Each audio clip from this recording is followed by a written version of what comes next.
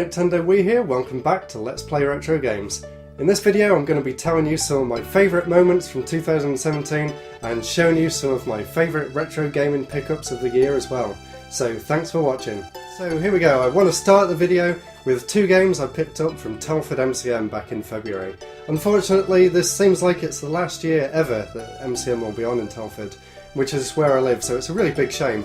But I picked up two games that I was really excited to find. For some reason, I've never had the original Kirby's Adventure for the NES, so that's really great to have. And the other game, Blaster Master.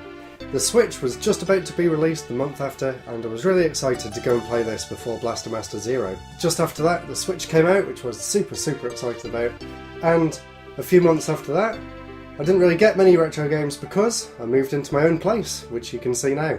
I will be doing a game room tour at some point, but it's not quite ready just yet. Although this bit here looks nice, the rest of the room you don't want to see yet. Skip forward a few months to the London Retro Gaming Market, and I have two games again, two very special games that I want to show you. And I did a video about that, I'll put the video over here for you. And the two games were Final Fantasy IV for the Game Boy Advance.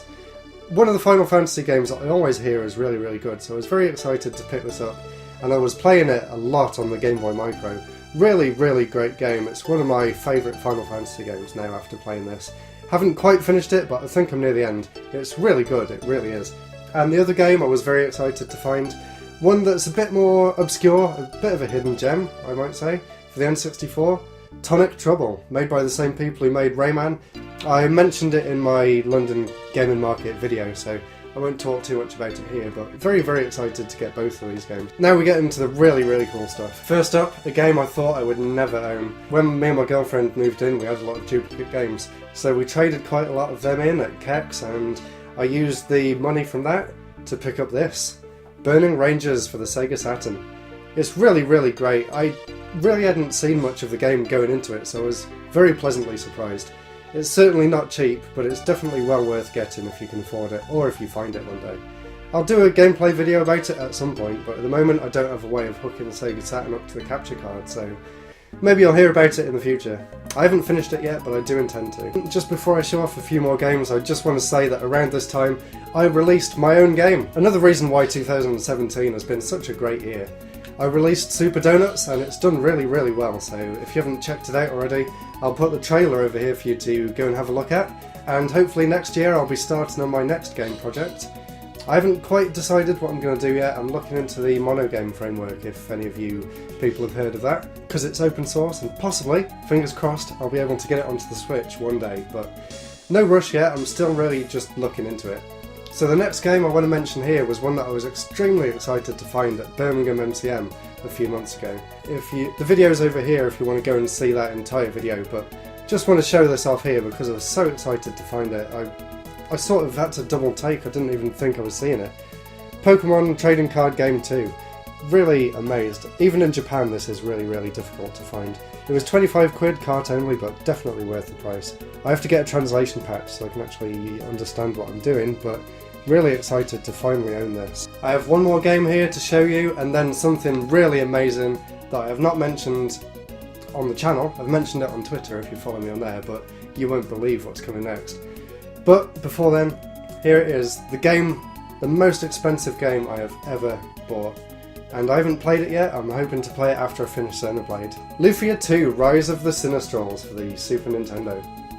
Very hard to find JRPG. I'm extremely excited. I picked it up because I had some money that I wasn't expecting, and I thought, I'm just going to buy something that I would never buy myself. It's complete in box, almost brand new. Really excited to play it. I've heard amazing things from it. So yeah, expect my opinions of this early next year at some point. Really excited to have Lufia 2, and I don't think I've shown this off in any videos, so there you go.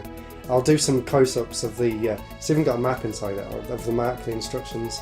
Really excited, and I've made sure to have a protective case for it because I don't want to get that damaged. Now there's just one more thing I want to show you before I end this video and wish you all a Happy New Year. Where do I begin? My dad works at a garage, and someone pulled up the car to get something fixed, and he had a look in the boot and there was this bin bag, and he saw poking out the top of the bin bag a few N64 games. And he said to the man, "Are you getting rid of them games? My son kind of likes games." So he said he's always wanted an N64. It'd be amazing if he could have this. And the guy whose car it was, he said, "Oh, they're my son's. He doesn't know what he wants to do with them. He's going to get rid of them or donate them to a charity shop or something." So my dad said to the man, "Well, go and speak to your son, see if he wants to sell, and I'll give you something for him." So he didn't hear back from the guy for a few days, but then at the end of the week he turned up in the car and he said to Dad, spoke to my son, he says he doesn't want all this stuff. How does £10 sound? And I was like, and my dad texted me and showed me this picture, and I was like, 10 quid for all that? You've got to be joking, surely. And he's like, "No, this is honestly the most amazing retro find that I've ever found, ever had.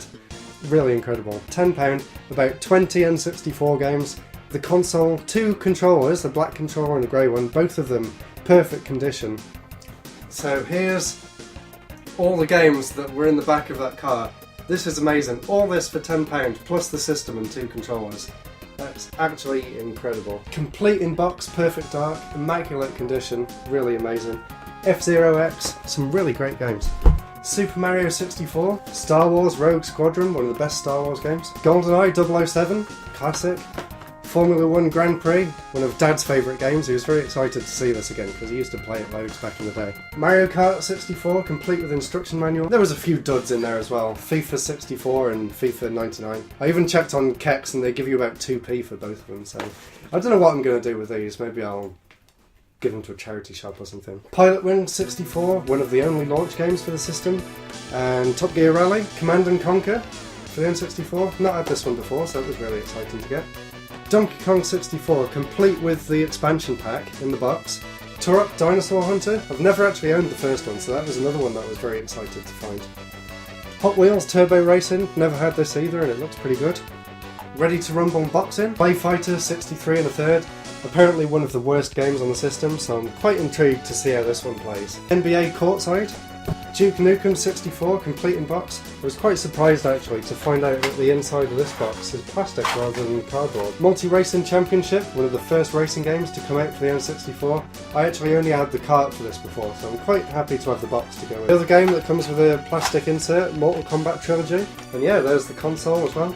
Really, really amazing find. I could not believe it when I saw it. Basically what I'm going to do, I'm going to keep all the games that I need for my collection. Some of them I need the boxes for, so I've taken the games out and kept the boxes. Some of them I have better boxes for, so I've swapped them around. All the rest of it I'm going to be selling on to a friend or putting on eBay, and we're going to split the profit between us. So that was an amazing way to end the year. Next year my goal is to try and get 3,000 subscribers on the channel, so try and help me out with that. Tell all your friends about it, post it on Twitter, post it on Facebook, let everyone know about me. I'm going to try and do one video a week for the entire year. We'll see how that goes. So anyway guys, thank you very much for watching. I'll see you into 2018. Don't forget to comment, rate and subscribe. Goodbye. I better put them down before I drop them, but I'll just show them off. Too late.